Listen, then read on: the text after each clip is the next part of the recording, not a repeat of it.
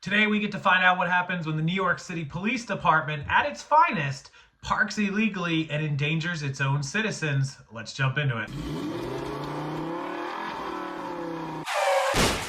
Yeah, welcome back in, parking fans. March 11th, 2024, Monday afternoon. In today's video, we're going to see the NYPD park illegally, endangering their own citizens, and as always, thinking they can do no wrong. Say that illegally parked cars are putting them at risk. And it's members of the NYPD who are putting the cars there. CBS News' Andrea Klein-Thomas is demanding answers. This is a hazard.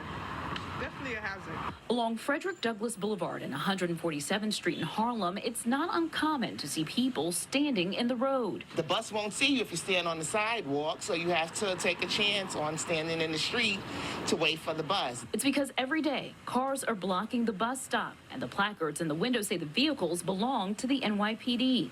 This housing police precinct is just a stone's throw from two bus stops, and we're told hundreds of officers work out of this building, and even on the best day, parking is very difficult. I have a disabled daughter who has a wheelchair, and a lot of times the cars are in the crosswalk, so you can go on the sidewalk where there's a little ramp because there's cars there.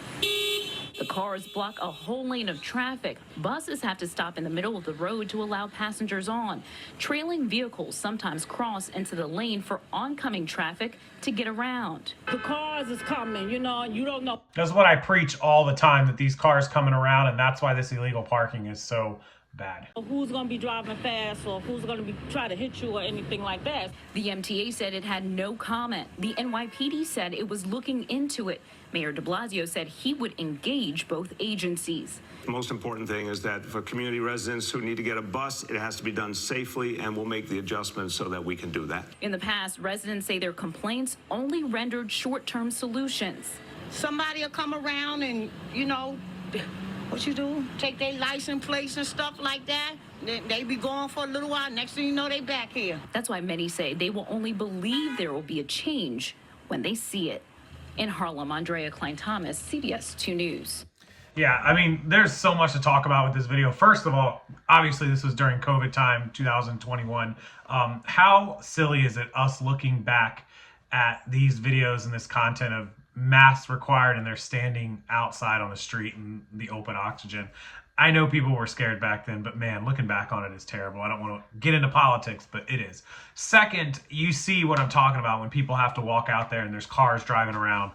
It's just a recipe for asking for someone to get ran over. And then the third set there is that they don't see a lot of action being taken and cars move and then they're right back. It's because they're police officers. They're not going to move. They're not going to hold themselves accountable. They hardly ever do. And finally, this is New York. It's Harlem. Wherever you are in New York, parking is at a minimum. It's hard to get parking. And this is just too many people in, too small of a place with too little parking spots. And unfortunately, there is really no answer. Were they going to build a parking garage in the middle of Harlem? I suppose public transit people in, they're already taking the bus. They're not even parking their own cars. What are you supposed to do when there's not enough parking and there's too many cars for too little of an area? Solutions that this city has to handle, but clearly they don't. Anyways, as always, thanks for watching the video. Appreciate it, guys. Hit that thumbs up, subscribe to the channel, and I'll see you guys next time.